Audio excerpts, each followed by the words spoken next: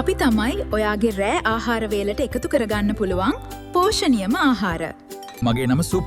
රෑට මාව බීලා නිදාගනින්කො මචං. බඩට සැහැල්ලුයි, හිතට සනීපයි. මාව බිව්වොත් ඔයාට රෑට එන බඩගින්න අඩු වෙනවා. මම තමයි ප්‍රෝටීන් රජා.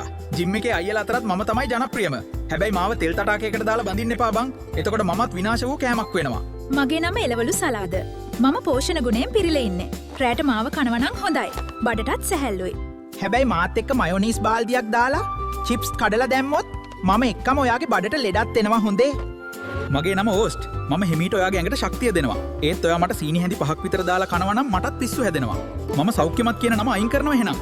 මම තමයි ග්‍රිල් චිකන්. රෑට මාව කෑවොත් ඇඟ හැඩ වෙනවා. මම හොඳ මාංශ ප්‍රෝටීන් එකක්. හැබැයි KFC විදිහට තෙල් බාල්දියක දාලා බැදලා ගත්තොත් මමත් තෙලේ බැදපු චිකන් මාමා වෙනවා. එතකොට මගේ වරදක් නෑ. මම තමයි යෝගට් මිශ්‍ර පළතුරු සලාද. මාව කෑවොත් ඔයාගේ බඩටත් හොඳයි, සමත් දීප්තිමත් වෙනවා. හැබැයි ඔයා මාව අයිස්ක්‍රීම් පෙට්ටියක්ම දාලා මිශ්‍ර කරන් කරනවා නම් ඔයාලා මේකට වැඩිකාරයා වෙන්න මට බෑ.